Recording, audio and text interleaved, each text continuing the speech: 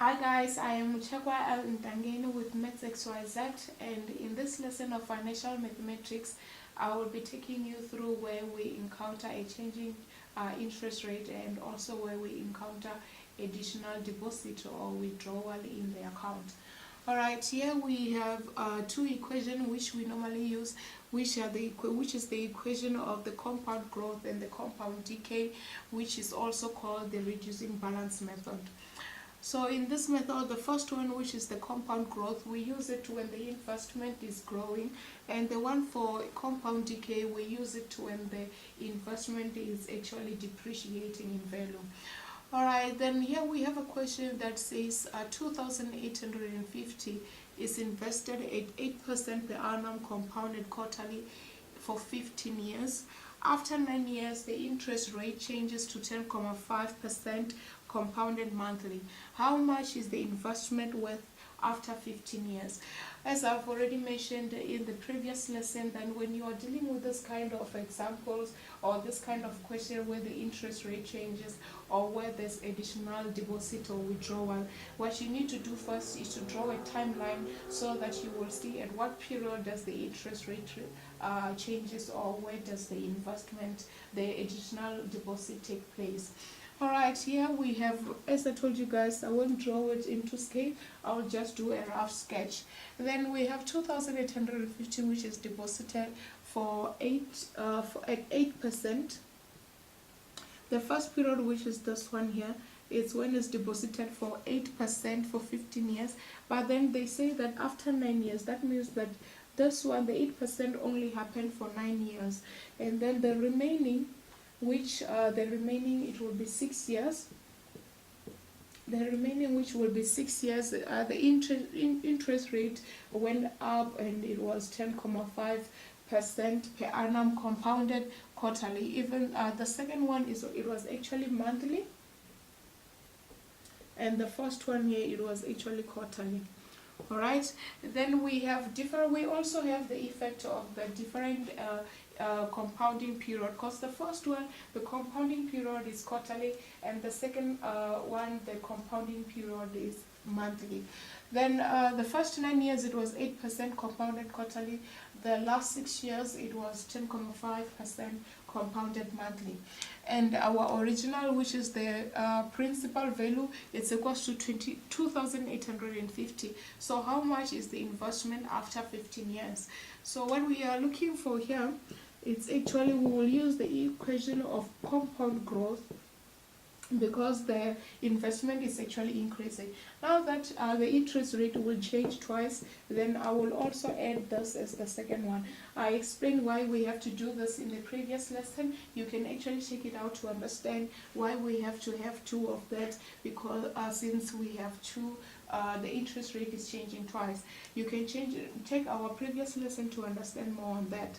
Then here we have our 2,850 into 1 plus the interest rate, it's 8%, compounded quarterly. That means I have to divide by 4, and that was for 9 years, so that's 9 multiplied by 4, multiply again by 1 plus 10.5, and this time is compounded monthly, thus it's percentage, and it's for 6 years, which I have to multiply by 12 because it will be compounded 12 times in a year.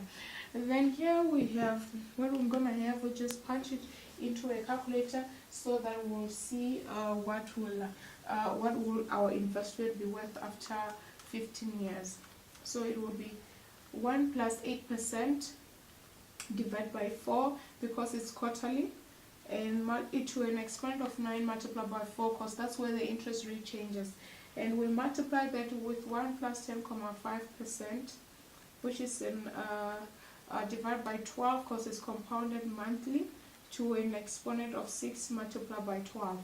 So the investment here after 15 years, I mean to say, it will be 10,885.95 cents. So from 2,850, in 15 years time, this person will actually have 10,885 in their account. If the investment is 8% for the first 9 years, and it's 10.5% for the last 6 years. Alright guys, I hope you understood this example, that even if we have different compounding periods in the investment, you only do this. You have to consider both the compounding period. Like for this one, we did consider the quarterly, and the second one we did consider the monthly compounding period. You don't only consider the first one, you consider them both. Alright guys, let's do the second one, where we see where there is withdrawal in the account, so that we understand more what happens when you withdraw from your investment. Alright, in this question it says 20,000 is deposited into an account at an interest rate of 9% per annum. Alright, so let me just use a red marker to mark this. This is our principal amount, which is P, deposited at an account at an interest rate of 9% compounded monthly. 2 years later, 5,000 is withdrawn from the account. How much will be in the account? Alright, I think I made a mistake somewhere. It actually should be how much will be in the account after 8 years. So here they should be 8 years, guys. Alright, sorry for the inconveniencing. Alright, now we have our principal value, which is 20%, which is 20,000. We have the period, which is 8 years. We also have one interest rate, which is 9%. The only thing that we have to consider, and which is different in this question, is the withdrawal of 5,000 rands. Alright, first thing, as I told you guys, is to draw a timeline. I don't draw a timeline. I just do a rough sketch so that you guys will understand what I'm talking about. Then here we have 20,000, which is our initial investment, alright? And then 2 years later, 5,000 is withdrawn. So here, let's say this is 2 years now. Okay, that was year 0. Now in 2 years, we have to minus 5,000 rands. Okay, this is minus 5,000 rands because it's a withdrawal. And this account will stay for 8 years. And along this period, the entire period, the interest rate here is 9%. Alright, we have 20,000 which will go for 8 years, and we have 5,000 which will be withdrawn in the second year after making a deposit of 20,000. Alright, let's see how that works. We have A, which is equals to P into 1 plus I to the exponent of N. We use this account because this investment will be growing, but if they mention that they will be depreciating, then we're going to be using the compound decay method. Alright, and then our principal value here is 20,000 into 1 plus our I, which is the interest rate, is 9%, and it's compounded monthly. That means that I have to divide that by 12 to an exponent of 8 years multiplied by 12. Alright, okay, and then now that I have that, I have to minus 5,000. Okay, 5,000. I will have the very same thing, it's just that this time I will be subtracting because it's a withdrawal. So it's 5,000 into 1 plus I, which is 9%, divided by 12 to the exponent of 6 multiplied by 12, because the withdrawal was in the second year after making a deposit. Why do we have to do this in this case where we make a withdrawal, and why do we have to drag the 20,000 for a period of 8 years? Because after 2 years it will actually be not a 20,000 but 15 with interest.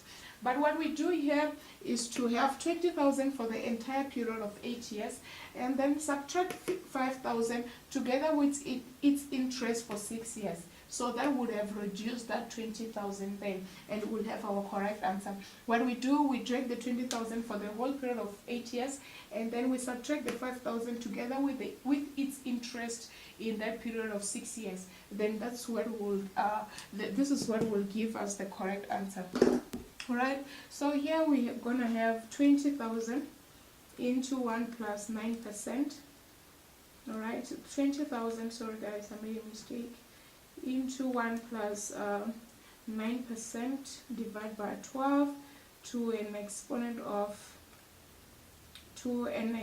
of 8 multiplied by 12, minus 5,000 together with interest plus 1 plus 9% divided by 12 to an exponent of 6 multiplied by 12, and that will give 32,415.66 cents. So if you make an investment of 20,000 for 8 years, but then you still withdraw 5,000 in the second year, what will you will have this in your account after a period of after a period of 8 years. Let me just make sure of the calculation that I did in here in the calculator. Was 8 and then minus 5,000, which is the withdrawal, and we'll be left with 415.66 cents. I hope you guys understood this question, that even if you make a withdrawal in the second year, you can reduce the 20,000 into 15 years. What you do, you drag the 20,000 investment for the entire period of them until the investment will be drawn, and then you subtract the withdrawal together with its interest, so that it will give you the right amount that will be in your account after a period of investment. Alright guys, I hope you understood this lesson, and if you didn't, please just drop us a note and then we'll have a follow-up on it. Thank you guys.